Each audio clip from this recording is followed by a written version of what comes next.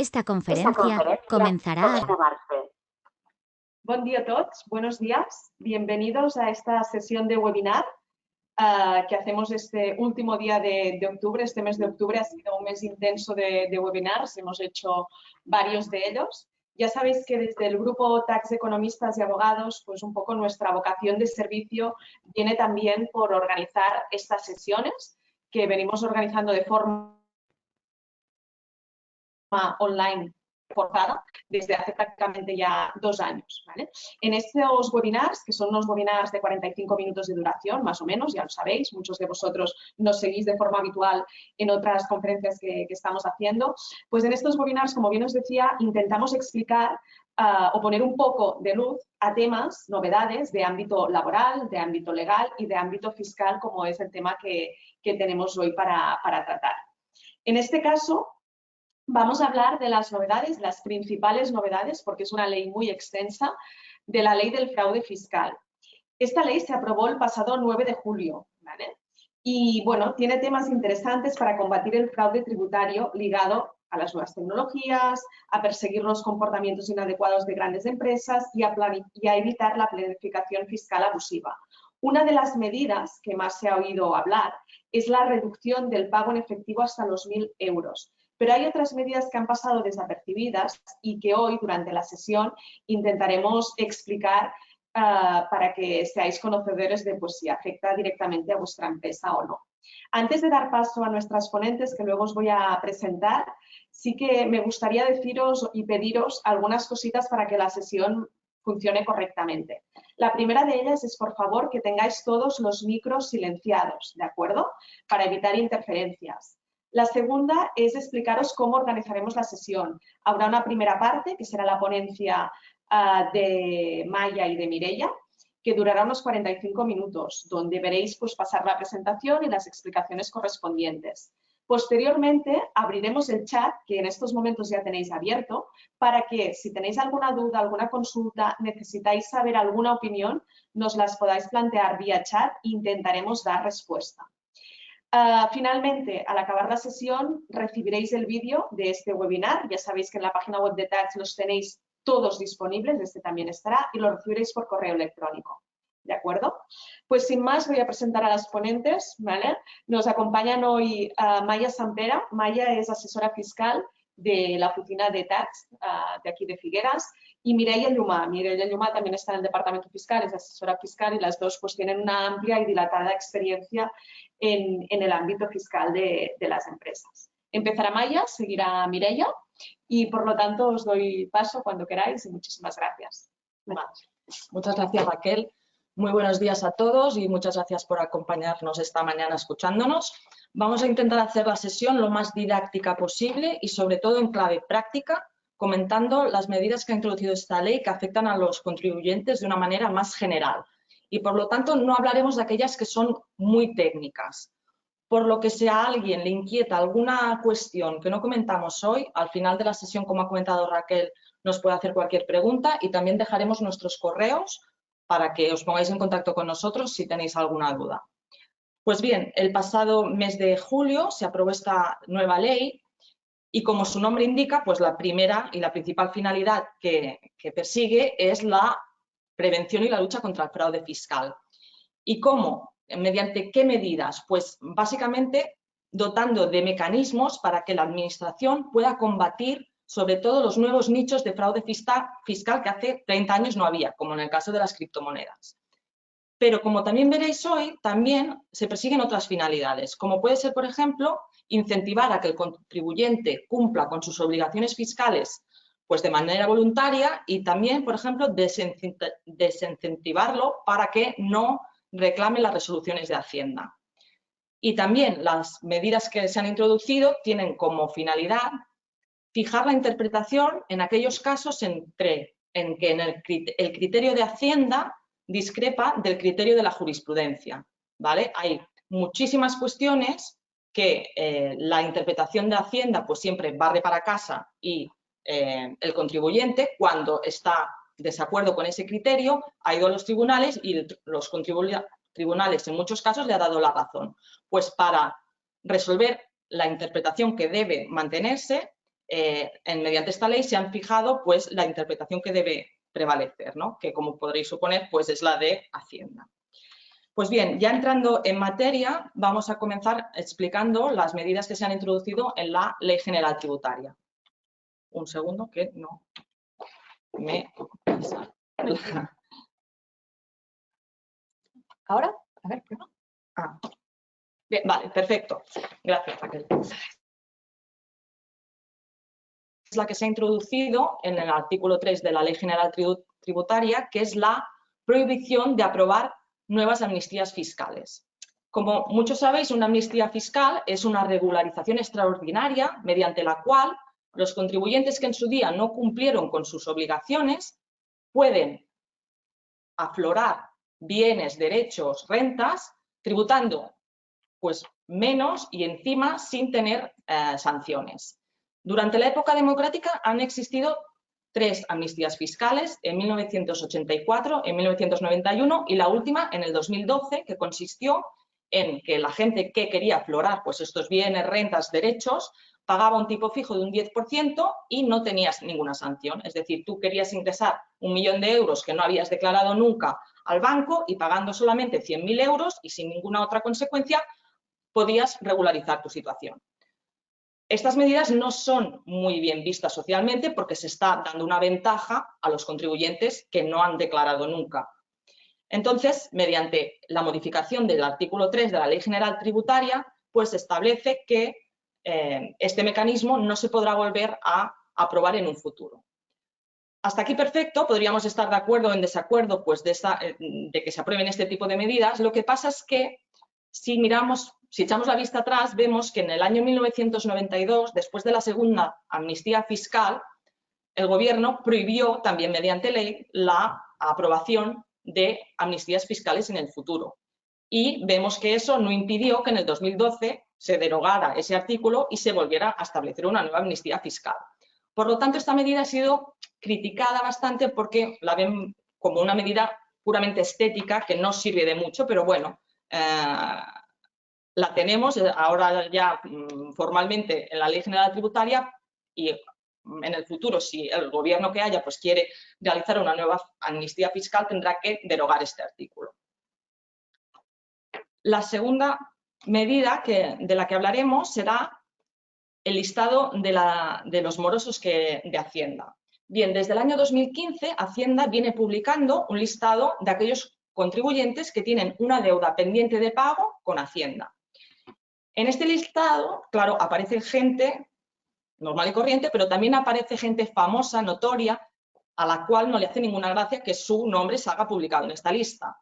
En el pasado mes de junio se publicó la lista de los deudores de Hacienda a 31 de diciembre de 2020 y aparecían nombres como el entrenador del Real Madrid, Ancelotti me parece que se llama, y bueno, siempre aparecen hace años que aparecen los mismos, Mario Conde, por ejemplo. Y curiosamente, por ejemplo, en el listado del 2019, la persona física deudora que debía más dinero a Hacienda era el futbolista Neymar, debiendo 34 millones de euros y, curiosamente, al año siguiente, en el pasado mes de junio, ya no salía. ¿Qué pasa? Que personajes públicos como Neymar, que explotan sus derechos de imagen, pues no les conviene salir en esta lista y, por lo tanto, parece que esto incentiva al pago de la deuda.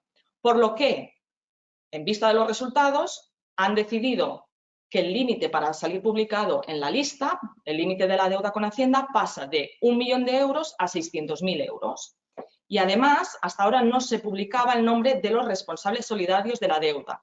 En cambio, a partir de ahora, si Hacienda te ha derivado la deuda, por ejemplo, de una sociedad, se ha derivado la deuda al responsable solidario, al administrador, porque ha considerado que es responsable de la deuda de la sociedad, pues el nombre de este administrador también saldrá publicado en la lista de morosos.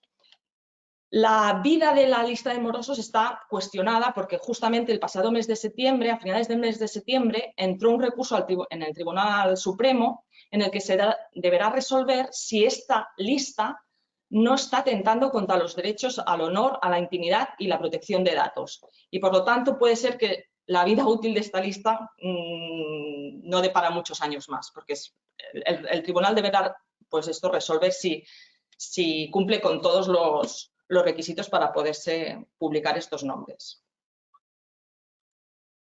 Vale, una de las medidas que más se ha comentado en relación a esta ley es la que está relacionada con la flexibilización de la entrada en los domicilios de los contribuyentes. O sea, las inspecciones sorpresa que realiza Hacienda. Hacienda ha venido realizando estas inspecciones sorpresas durante muchos años. Lo que pasa es que, bueno, para poder acceder a los domicilios que son fiscalmente protegidos, constitucionalmente protegidos, perdón, para poder acceder a estos domicilios es necesario o bien el consentimiento del contribuyente o bien una autorización judicial. ¿Qué pasa? Que si te llaman a la puerta, la abres y te dicen que es Hacienda y te piden entrar, si tú tienes pruebas en tu casa o en tu empresa que pueden dar indicios de que has cometido algún fraude fiscal, no les consentirás la entrada. Entonces, claro, la única vía que le queda a Hacienda para realizar estas visitas sorpresas es mediante la autorización judicial. Las autorizaciones judiciales, hay una escasa regulación de cuál es el procedimiento para obtenerlas. Y este procedimiento se ha ido construyendo a partir de la jurisprudencia del Tribunal Supremo. Durante muchos años no ha habido ningún problema, se han ido perfilando cuáles son los criterios para poder acceder a esta autorización judicial, pero en sentencias recientes del 2019 y 2020 nos hemos encontrado que el Tribunal Supremo ha extremado los requisitos para obtener la autorización judicial y es necesario que el procedimiento inspector esté abierto y debidamente notificado al contribuyente. ¿Qué pasa? Que si la visita sorpresa, tú previamente le has tenido que comunicar al contribuyente formalmente que se ha iniciado un procedimiento inspector, ya no tiene ningún sentido esta visita sorpresa, porque le has dado tiempo al contribuyente para que haga desaparecer todas las pruebas. Entonces, claro, durante unos meses las visitas sorpresa de Hacienda pues se han paralizado totalmente porque no tiene ningún sentido avisar al contribuyente de que vas a visitarlo a su domicilio. Por lo que, pues bien, mediante la modificación de la Ley General Tributaria, escribiéndolo perfectamente en la ley y que no quepa ninguna otra interpretación del tribunal, se ha establecido que para poder personarse por sorpresa en los domicilios de los contribuyentes no será necesario que el procedimiento esté abierto y no será necesario que se haya comunicado el inicio de las actuaciones previamente al contribuyente. Ahora mismo tenemos esta cuestión solucionada, lo que pasa es que sí que es verdad que los juristas dicen que seguramente esta modificación se habrá quedado corta, porque la Ley General Tributaria es una ley ordinaria y no es competente para desarrollar una cuestión que está en la Constitución protegida, que es la entrada en el domicilio constitucionalmente protegido. Entonces, podría ser que en un futuro vuelva a haber algún problema con las entradas sorpresas de Hacienda a los contribuyentes. Pero bueno, por ahora tenemos esta medida con la que Hacienda podrá volver a actuar de esta manera y tendremos que ver en el futuro cómo acaba. Bien, esta medida que os voy a comentar ahora es la que hablábamos de incentivar a los contribuyentes para que regularicen su situación voluntariamente, que es la minoración de los recargos por declaración extemporánea sin requerimiento. Una declaración extemporánea sin requerimiento es cuando tú te das cuenta que o bien ha vencido el plazo de presentar una declaración y no lo has hecho y tú voluntariamente pues regularizas esta situación, o bien habías presentado la declaración en plazo, pero te das cuenta que te has dejado de declarar algo y necesitas volver a presentar la declaración con todos los datos. Pues bien, estas declaraciones extemporáneas, cuando no hay requerimiento por parte de Hacienda, no están y tú las presentas, no hay una sanción, sino que tienes que pagar un recargo. Lo primero que ha pasado con los recargos es que han establecido una situación excepcional en la que no se cobrará ningún recargo, y esto es una novedad, ¿vale? Es una situación bastante excepcional y no sabremos en la práctica si se podrán beneficiar muchos contribuyentes. Y es que si tú has tenido una regularización por parte de Hacienda, por ejemplo, nos han regularizado nuestra declaración de renta del ejercicio 2019. Nos notifican esa regularización y nos dicen, es que no has declarado bien este concepto. Y tú dices, ostras, pues yo en mi declaración de renta del 2020 tengo el mismo error. Pues si tú regularizas tu declaración del 2020 durante los 6 meses siguientes a la recepción de la notificación del 2019, no presenta reclamación contra la resolución de Hacienda de 2019. Reconoces esa deuda y la pagas. Y encima, Hacienda considera que tu error o tu error en la declaración no es objeto de sanción. Si tú regularizas la renta del 2020 presentando una declaración complementaria, Hacienda no te aplicará ningún recargo. A la práctica ya veremos si alguien se puede beneficiar de esta regularización, porque con estos requisitos parece bastante difícil, ¿vale? Pero bueno, lo que más interesa y que sí que es un incentivo muy grande es la reducción de los recargos por la presentación de declaraciones extemporáneas, que como veréis en este cuadro se rebajan de un sistema fijo de 5, 10, 15 y un 20% a un sistema también progresivo que consiste en un 1% más un 1% adicional por cada mes completo vencido, ¿vale? En todos los casos, en todos los tramos, es una situación más ventajosa para el contribuyente. Y os he puesto un ejemplo aquí para que lo veáis, ¿no? Por ejemplo, a día de hoy, 29 de octubre, queremos presentar una declaración complementaria del impuesto de sociedades del 2020, que se debió presentar el 25 de julio.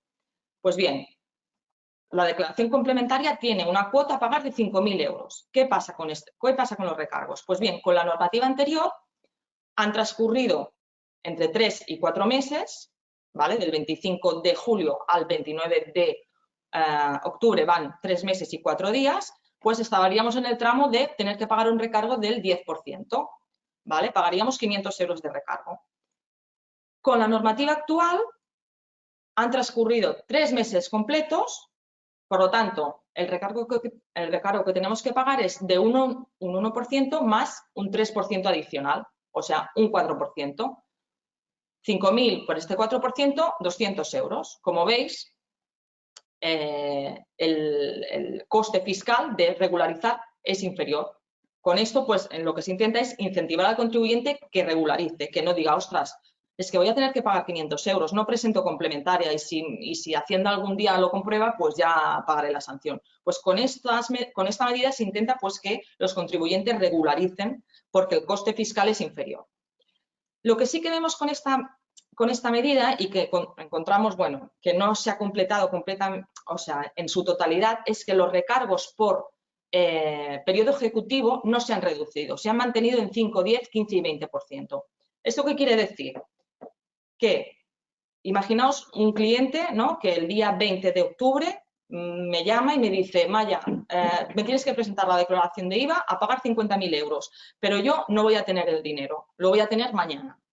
Claro, mi obligación sería, lo normal, sería decirle, bueno, presentamos la declaración en plazo, 20 de octubre, y mañana cuando tengas el dinero, sacamos carta de pago y lo pagamos.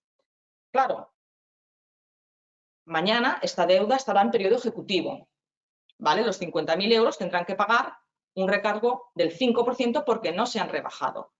En cambio, si yo le digo a mi cliente, si no tienes el dinero mañana, es mejor no presentar la declaración y presentarla mañana, fuera de plazo, porque en realidad tú mañana se considerará que es una declaración extemporánea sin requerimiento y solamente pagarás un 1%.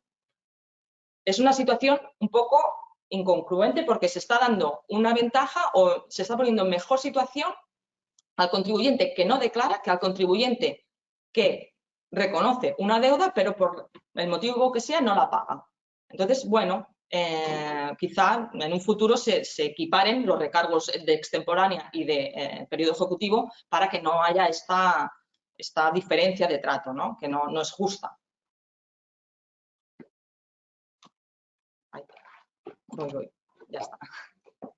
Bien. Y otra de las medidas que se han introducido y que también comentaba al principio de la finalidad, ¿no?, de desincentivar a los contribuyentes a presentar recursos contra las resoluciones de Hacienda, es que se pierden ventajas fiscales, como es la reducción por conformidad y pago de las sanciones, ¿vale? Las sanciones tributarias tienen dos tipos de reducciones. Una primera reducción que es de conformidad, que es de un 30%, aquí tenéis el cuadro, ¿vale?, con la normativa anterior, y esta reducción no se ha modificado, continúa siendo un 30%. La reducción que se ha modificado es la de conformidad con la sanción y su pago, que pasa de un 25 a un 40%. Y para que veáis la diferencia, pues os he puesto también un ejemplo aquí. Hacienda nos sanciona con 25.000 euros, prestamos conformidad, nos aplicamos la reducción del 30%, que con las dos normativas será una reducción de menos 7.500 euros.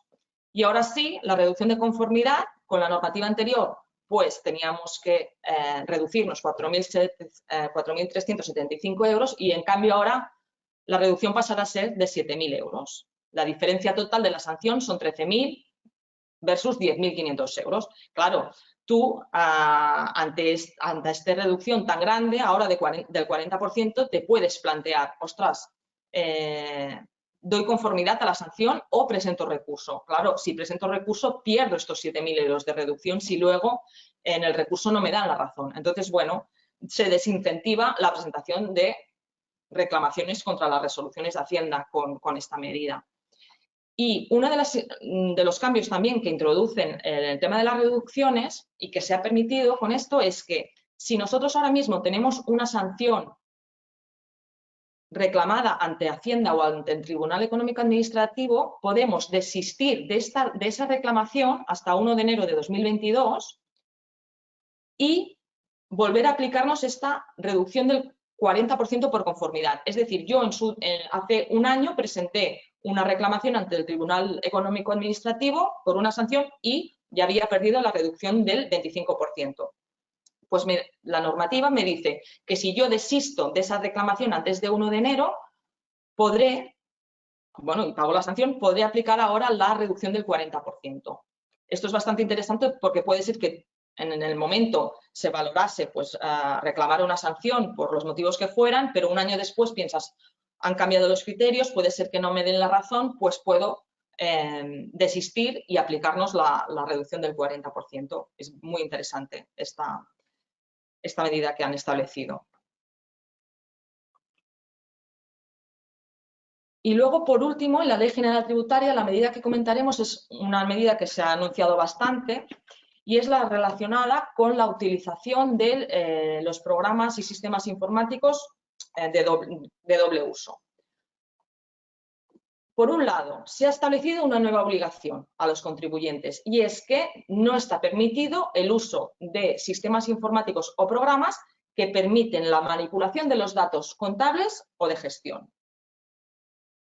Como hay esta nueva obligación, se ha establecido unas nuevas sanciones por el incumplimiento de esta obligación, que por un lado es la sanción, la infracción por la fabricación, producción y comercialización de estos sistemas informáticos o programas, con una multa fija de 150.000 euros por programa y año, y por otra parte, la infracción por la tenencia de estos programas o sistemas con una sanción de 50.000 euros por ejercicio y año. ¿Vale? Esta medida entraba en vigor el 11 de octubre. Lo que pasa es que, como las especificaciones técnicas que deben cumplir los programas debían aprobarse, debían desarrollarse mediante un reglamento que no se ha aprobado todavía, estamos a la espera de cumplir con esta obligación y Hacienda ya ha avisado en la página web de que hasta que no se publique el reglamento con estas especificaciones técnicas que deben cumplir los programas, no será obligatorio tener los sistemas informáticos pues, cumpliendo con los requisitos de no manipulación. Tendremos que ver, pero bueno, desde que se aprobó la ley tendríamos ya que estar pensando, sí que es verdad que los fabricantes, comercializadores, distribuidores de estos programas están al caso de cumplir con los requisitos, de certificar que sus programas cumplen con la normativa y, por lo tanto, bueno, nos han dado un poco más de margen mientras nos aprueba el reglamento, pero tenemos que estar seguros de que nuestros programas van a cumplir con los requisitos de que no sean manipulables. Muy bien. Y ahora os dejo con Mireia, que continuará con la exposición. Vale, muchas gracias, Maya. Pues hola, buenos días. Continuamos con más novedades. Una de las modificaciones más comentadas, que lo hemos dicho al principio, es la de la reducción del límite de los pagos en efectivo. En concreto, tenemos que en las operaciones en las que interviene un empresario profesional, baja de 2.500 euros a 1.000 euros. Y en las operaciones en las que el pagador sea una persona física, no empresario ni profesional y no residente en España, baja de 15.000 a 10.000 euros. Y por último, en las operaciones entre particulares, siempre que ninguno de los dos esté actuando como empresario, continuamos sin límite como hasta ahora. Distintos temas a tener en cuenta. Estos límites, en principio, afectan a operaciones celebradas a partir del 11 de julio, pero también pueden afectar a los pagos que se realicen ahora de operaciones celebradas antes de la entrada en vigor.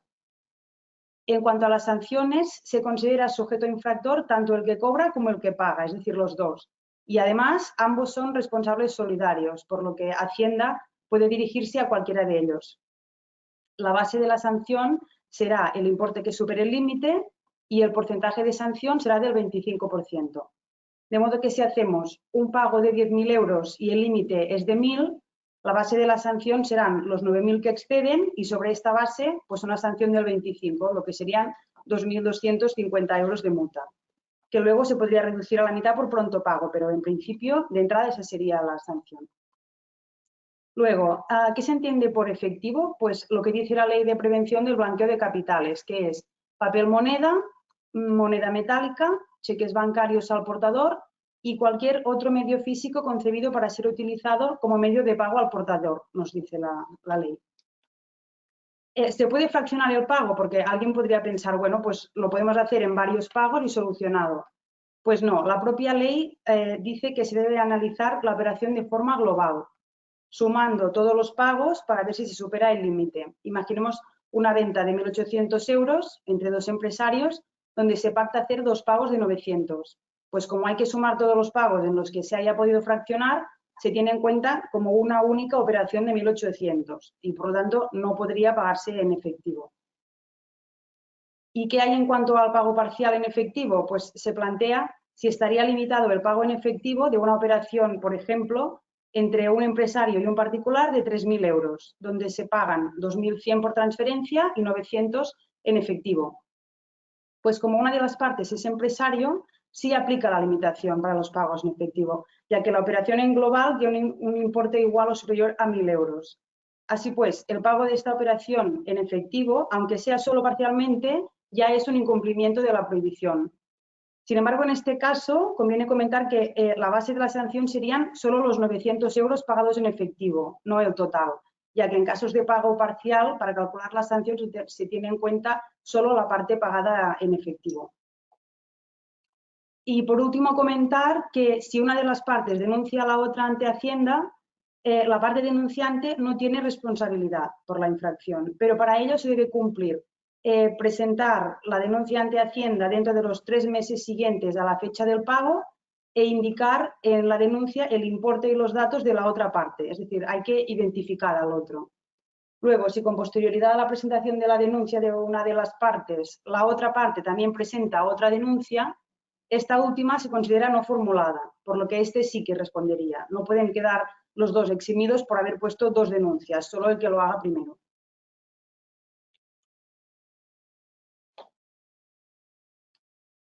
Una de las medidas de impacto debido a la creciente popularización de las criptomonedas es precisamente incrementar el control tributario sobre este tipo de activos.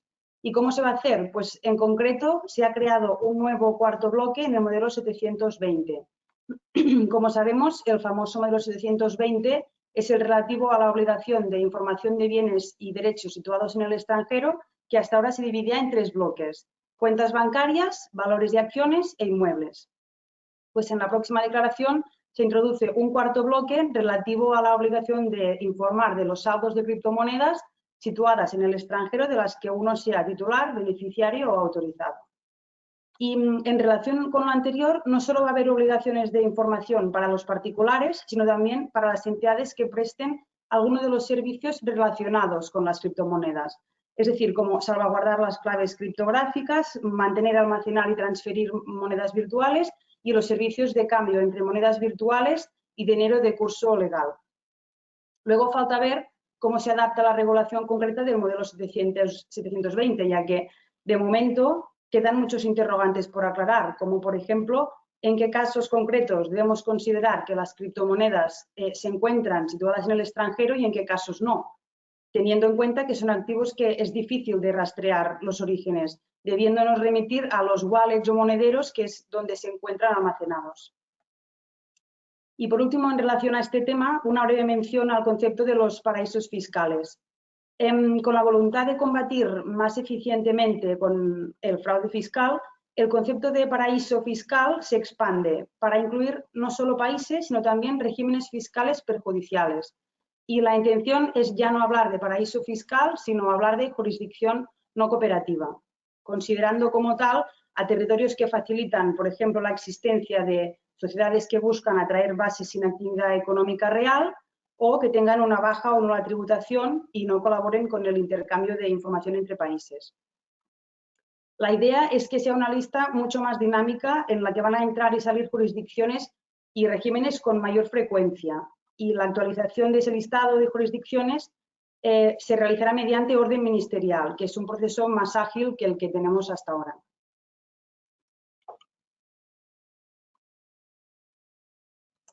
Otra de las novedades introducidas por la nueva ley, cambiando de tema, es en referencia al impuesto sobre actividades económicas, el IAE, y viene a contradecir lo que decíamos antes, los efectos de la reciente resolución del Tribunal Económico Administrativo Central que se publicó justo ese mismo mes de julio. La norma hasta ahora decía que una sociedad estará exenta de pagar IAE si su importe neto de la cifra de negocios es inferior a 1 millón de euros. Para el cálculo de ese importe, si la entidad forma parte de un grupo de sociedades en el sentido del artículo 42 del Código de Comercio, que luego lo veremos, el importe neto de la cifra de negocios será el del conjunto de entidades que pertenezcan a ese grupo. Por ejemplo, si tenemos una sociedad con una facturación de 700.000 euros, pero que pertenece a un grupo de sociedades que en conjunto facturan 5 millones, hasta ahora, si este grupo no consolidaba contablemente, es decir, cada sociedad presentaba sus cuentas anuales de forma individual, el importe neto de la cifra de negocios a tener en cuenta es los 700.000 y por lo tanto no pagaba IAE. En cambio, si este grupo sí que presentara sus cuentas anuales con consolidación contable, deberíamos mirar los 5 millones y por lo tanto todas las empresas de ese grupo sí que pagarían IAE. En ese sentido, justo lo que decíamos, hubo una resolución del TEAC ese mismo mes de julio que confirmaba que eso era así. Pues bien, la nueva ley contradice esta interpretación del TEAC y adopta una postura mucho más restrictiva. Ya no mira si el grupo de sociedades consolida contablemente o no, sino que incluye todos los casos de grupos donde se dé una situación de control. ¿Y qué se entiende por control? Pues el Código de Comercio nos dice que hay control cuando una sociedad tiene sobre otra la mayoría de los derechos de voto o tiene la facultad de nombrar o destituir a la mayoría de los miembros del órgano de administración. En la práctica, ¿qué pasa? Que hay pocos grupos que consoliden contablemente y en cambio hay muchos donde se da situación de control, por lo que a partir de ahora muchas sociedades que hasta ahora no pagaban IAE porque podían aplicar el límite individual de 1 millón, pasarán a estar obligadas a pagar IAE por tener que mirar la cifra de negocios global de todo el grupo.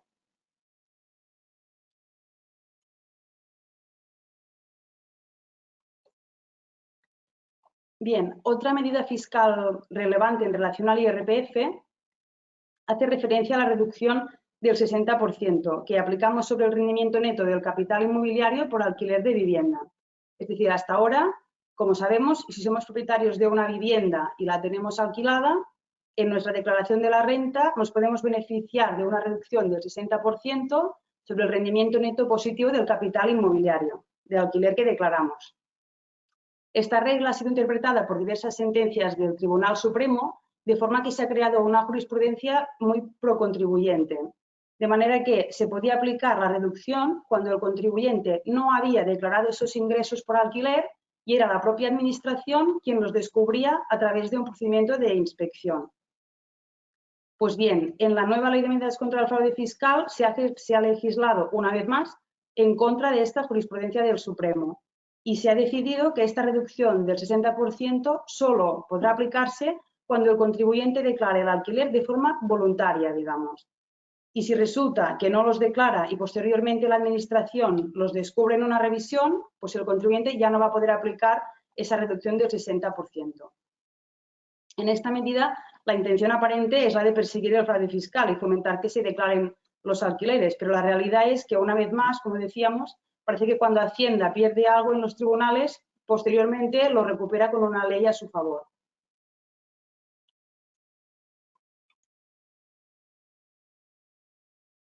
Otra novedad que presenta la ley es en relación con los pactos sucesorios. No es una figura muy común, pero está presente en la legislación autonómica de Cataluña, Aragón, Baleares y Galicia. Se trata de un acuerdo o pacto irrevocable entre dos o más personas por el cual se fija la sucesión por causa de muerte de una de ellas. Así, se pueden atribuir bienes del causante a sus herederos antes del fallecimiento, de modo que la transmisión se considera una adquisición mortis causa, a pesar de que el causante realmente está vivo. Bien, por regla general, en la transmisión de bienes recibidos en virtud de pactos sucesorios con efectos de presente, el adquirente liquida el impuesto de sucesiones y donaciones, por lo que actualiza el valor del bien. Luego, si transmite a un tercero ese bien que ha adquirido, debe tributar por la ganancia patrimonial obtenida en el IRPF, pero se permite que use como valor de adquisición el valor declarado a efectos de ISD. Eso daba lugar a lo que llamamos el lavado de la plusvalía, porque lo que ocurría a menudo es que con la adquisición por pacto sucesorio se actualizaba el valor y en la posterior venta la ganancia patrimonial era tendente a cero, evitando así la tributación en el IRPF. Pues bien, con la nueva modificación, si se produce esa segunda transmisión, antes de que hayan transcurrido 5 años desde la celebración del pacto sucesorio o desde que falleciera el causante, el adquirente que ahora transmite se subroga en la posición del causante respecto del valor de adquisición y de la fecha de adquisición, por lo que al calcular la ganancia en IRPF nos remitimos al valor de adquisición original del fallecido, en lugar de al declarado en ISD. Así se tributa en el IRPF por la ganancia completa, generada desde el principio.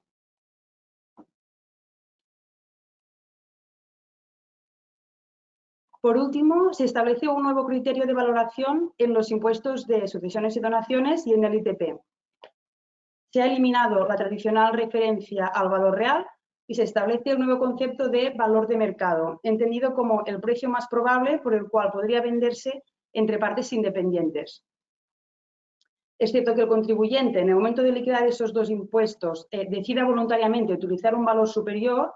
En ese caso, ese será el valor que constará como valor de adquisición a todos los efectos, pero si no, debemos remitirnos al valor de referencia que ahora comentaremos. En el caso de los inmuebles, ese nuevo valor de mercado pasa a ser un valor de referencia objetivamente calculado por la Dirección General del Catastro y al que todos los contribuyentes tendrán acceso. Este valor de referencia lo van a calcular con toda la información disponible por parte del catastro y también en base a la comunicación de datos que van a hacer los notarios relativos a todas las transacciones mobiliarias en las que actúan. En base a esos parámetros, todos los años el catastro va a aprobar y asignar un valor de referencia a cada bien inmueble. Esta medida entra en vigor desde la publicación en el BOE, en julio de 2021, pero en la práctica nos vamos a 1 de enero de 2022. En principio, el catastro va a publicar una resolución donde se indiquen los elementos que va a tener en cuenta para hacer esas valoraciones. Y luego, entre el 1 y el 20 de diciembre, en principio está previsto que se publique en el BOE el anuncio de los valores para que el cliente o propietario pueda consultar el valor asignado a su inmueble.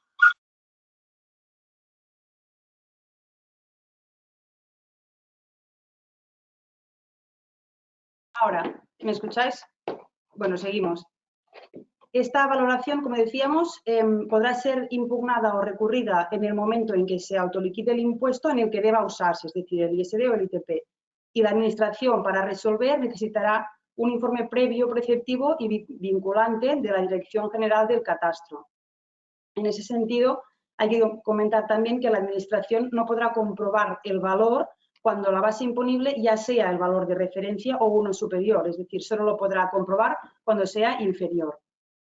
Por lo tanto, a efectos prácticos, tenemos que a partir del 1 de enero del 2022, todas las adquisiciones de bienes tipo compraventa entre particulares que tributen por ITP o las adquisiciones gratuitas que tributen por ISD, ya sea una herencia o una donación, van a tener que remitirse a ese valor de referencia nuevo.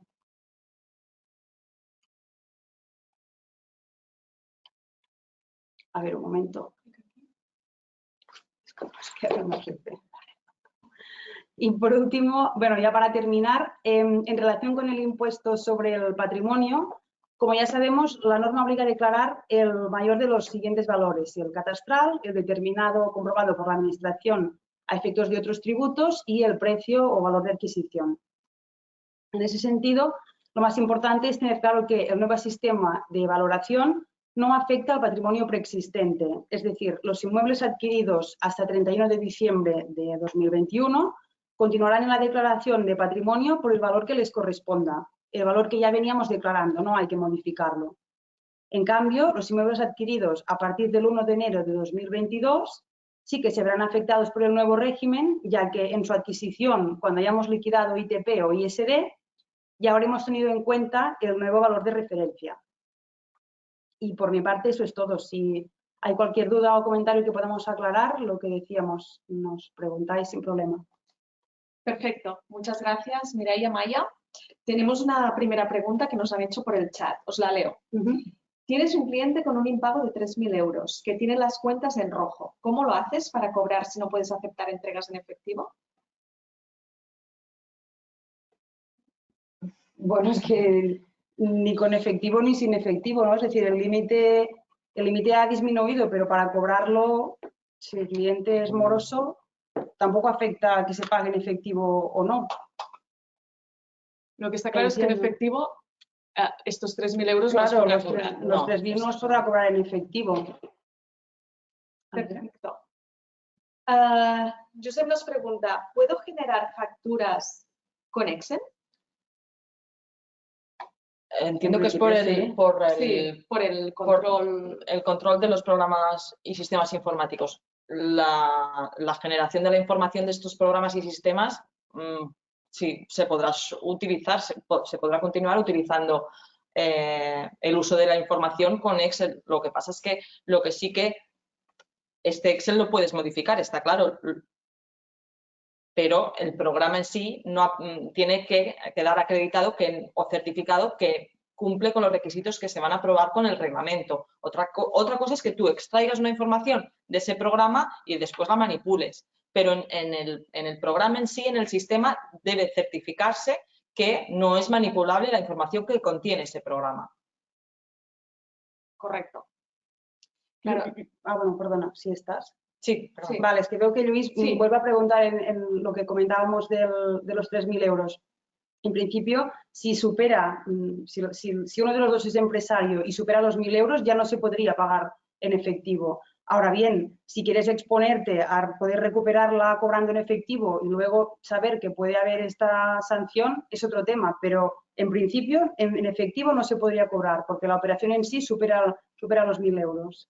Otra cosa es que te pagaran en efectivo hasta 1.000 euros, ¿no? Pero es lo que decíamos antes, claro. En principio hay que mirar la operación global. Si supera los 1.000 a nivel de operación, aunque los pagos sean fraccionados de menos, en principio no se podría. No. Bien. Jorge nos pregunta, buenos días, soy una empresa que desarrolla software, que lo vende a otras empresas y directamente a restaurantes. ¿Tengo que hacer un certificado del fabricante al cliente? ¿Qué tipo de certificado? Gracias. Pues bien, claro, esto es lo que está pendiente de regularización, del reglamento.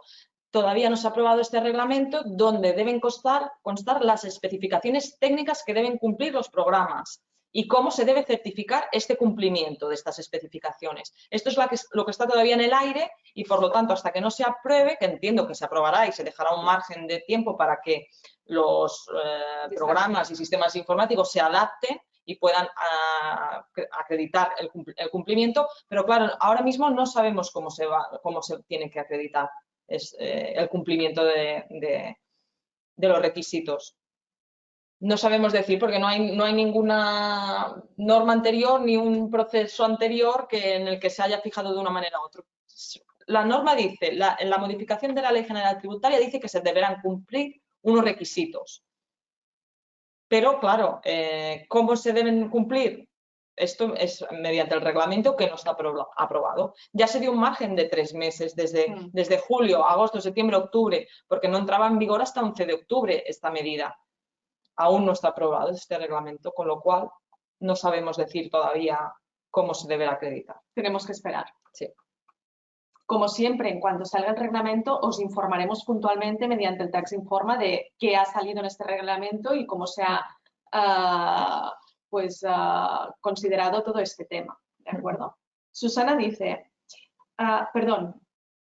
Hotel San Ramón, volviendo a generar facturas por Word Excel, en esos programas si puedo modificar. Para poder seguir haciéndolo, necesitamos que Microsoft certifique algo. Exacto. Cualquier programa de gestión contable, con datos contables y de gestión, deberá emitir un certificado conforme ese programa cumple con los requisitos de la norma. Claro, en el caso, Microsoft, te refieres por el uso del Excel. Entiendo que, a ver, el Excel en sí no es un programa. Yo creo que no es un programa de facturación. Sí, no se consideraría un programa, un sistema informático de gestión contable, es una hoja de cálculo. Entonces, no creo que Microsoft, además que Microsoft no debe ser ni una empresa establecida en España, con lo cual las empresas que no están establecidas en España no deberían acreditar, no deberían cumplir con esta normativa. Pero entiendo que Microsoft no tendría que certificar nada porque estamos hablando del Excel, que es una hoja de cálculo y no un sistema informático o un programa para la gestión de datos contables. Claro, es un uso que tú le das a Excel, pero no es que Excel sirva solo para hacer este tipo de mecanismo. Bien, Susana nos pregunta sobre los pagos efectivos. Si el cliente realiza ingreso directamente a nuestra cuenta bancaria, ¿esto se considera pago en efectivo? No. Ahí no habría ningún problema porque precisamente lo que se busca es ingreso en la cuenta bancaria, pero no es un pago en efectivo. En relación a la pregunta anterior, nos dice, pero entonces, ¿podemos usarlo para emitir facturas, este Word Excel? Sí, ¿no? Sí, al final. Para emitir, sí, facturas. Lo que pasa luego tienes que tener, ¿no? Claro, tú al final emites una factura y tú la elaboras con la hoja de cálculo. Sí. Pero Excel en ningún momento te está haciendo, es decir, no te está automatizando el número de factura que debes poner. Eres tú que voluntariamente lo eliges, por lo tanto aquí ya no hay la doble, vale. No hay posibilidad de hacer la doble. Ya es esto que dice, emito con Excel, no pasa nada, es una plantilla para hacer la factura y lo contabilizo con Conta 3. Vale, es Conta 3 que tiene que estar correctamente homologado. Exacto. Vale. Jordi nos pregunta, ¿qué entiende Hacienda por manipulable? Pues manipulable es que una vez has emitido un ticket o has hecho un proceso de estos automáticos que tú luego lo puedas modificar. Por ejemplo, que un ticket emitido y ya entregado de una tienda, pues después tú este ticket puedas modificarlo y decir que en vez de 100 euros eran 50. Básicamente es esto, ¿no? Manipular los datos de facturación, básicamente. O después de estas máquinas que hay en las tiendas, básicamente, pues que se manipulan. Esto, yo creo que ahora mismo casi todos permiten su manipulación. Yo creo, porque por lo que nos comentan nuestros clientes, parece ser que lo adecuan mucho a lo que a veces quieren declarar. Bien, os planteo otra pregunta. Tengo máquina en stock para vender que a día de hoy permite hacer borrador de ventas y cambiar numeraciones. ¿La puedo vender hasta que salga la norma o ya no es correcto? La puedes vender. Lo que pasa es que, claro, el cliente le estás vendiendo un programa una máquina que dentro de unas semanas, unos meses no va a cumplir con la normativa. Si él no está al caso, si este cliente no está al caso de la normativa, se la puedes vender, claro, luego no sé si por garantía podría ser que la devolviera. Claro, esto no sé, claro, después cómo quedas tú con el cliente si le estás vendiendo una máquina que no va a cumplir con, claro, esto de vendérsela se la puedes vender, porque no estarías ahora mismo incumpliendo con la normativa, porque no ha entrado en vigor. Lo que pasa es que, bueno, se tiene que valorar, ¿no? Comunicárselo al cliente o no y luego... Al menos que el cliente esté en conocimiento de que esta máquina, en cuanto entre la normativa, no sería válida. Sí. Bien. Susana, sobre los registros de programas, la pregunta sería, ¿tenemos obligación de tener un programa de facturación o contabilización? A ver, un programa de facturación no es obligatorio y programa de contabilización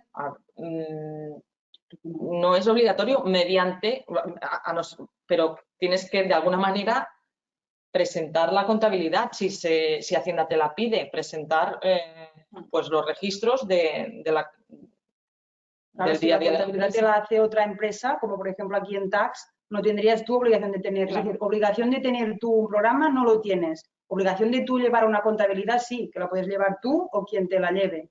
Claro, pero, sin un programa es difícil que puedas llevar una contabilidad. Bueno, ¿no? A menos que lo externalices, que alguien te lo haga, pero el tema es que si lo tienes, tiene que cumplir con las novedades que hemos dicho. Y si tienes una asesoría, es la asesoría que tiene la obligación de cumplir con esta normativa. El programa de la asesoría será el que esté en el que se acredite que cumple con la normativa. Jorge, respecto a esto último de las facturas emitidas, si hay un error en la factura que nos reclama a posteriori, ¿qué hacemos? Bueno, es rectificativa a la factura en negativo y volverla a emitir con los datos correctos sin el error. O sea, esto no es manipular, esto al final es corregir un error que esto, una factura. Sí, que esto ya pasa y sí, ya pasa y ya se tiene en cuenta que la gente se puede equivocar, todavía no hemos cometido ninguna infracción por eso y no pasa nada. Se hace una factura rectificativa y se vuelve a emitir la factura correcta. Bien, no sé si hay alguna pregunta más que queráis plantear. Lo que os hemos dicho, esto aún no ha entrado en vigor, ¿vale? Estamos pendientes de la publicación del reglamento que nos va a dar luz sobre los temas que, como bien os ha dicho Maya y Mireia, están pendientes y, lógicamente, tal como hemos dicho, os informaremos puntualmente. Tenemos otra pregunta. Si tengo licencias alquiladas a clientes y no quieren actualizar a versión homologada, ¿la retiro del cliente? Claro, si tú estás haciendo las actualizaciones de estos programas, claro, tú en teoría continúas comercializándolos. Claro, aquí no estarías cumpliendo con la obligación. Si tú lo has vendido y no haces nada más, no estás incumpliendo nada. Pero si tú estás actualizando estos programas, continúas prestando un servicio sobre unos programas que no cumplen con la normativa. No lo tendrías que retirar tú, lo que le tendrías que decir al cliente es este programa yo ya no te lo puedo actualizar más porque no cumple con los requisitos. Correcto. Al final yo creo que aquí es un poco política de empresa, en tu caso, pero es decir, bueno, si tu cliente tienes un programa y no quieres pagar esta actualización, que es la que cumple con la normativa, tú mismo, yo como empresa lo estoy haciendo bien, ¿vale? Pero sí que curarte un poco en salud, que decimos aquí, de que el cliente, pues, de alguna forma te diga por escrito, lógicamente, pues que es él quien no quiere actualizar el programa, que tú se lo has ofrecido y demás. Esto es recomendación nuestra, pero cada uno en su empresa pues lo gestiona y lo realiza como considera. Bien, pues si os parece, lo dejamos aquí, ¿de acuerdo? Sí, al final no sé si están nuestros correos. Sí que están. Lo pondremos aquí. Un momentito. Sí. Os pondremos los correos en pantalla un momento para que así lo veáis. Vale, perfecto. Y creo que hay una última pregunta. Venga, hacemos la última, ¿vale? ¿El límite de dinero que sacas del banco para efectivo o para caja también tiene que ser de 1.000 euros? No tiene relación. No tiene relación con lo que os he dicho. Es solo operaciones de compraventa o de prestaciones de servicios entre dos empresarios, entre un empresario y entre un particular o entre dos particulares, que aquí no habría límite, pero no afecta. No. Bien, pues como decíamos, lo dejamos aquí. Muchas gracias a todos por vuestra asistencia. Como siempre, quedamos a vuestra disposición para si a posteriori de este webinar tenéis alguna duda, alguna consulta para hacer a Mireia y a Maya, pues que se lo podáis hacer. Recibiréis el vídeo y gracias Mireia y Maya por la exposición y feliz fin de semana a todos. Que vaya muy bien. Gracias. Gracias.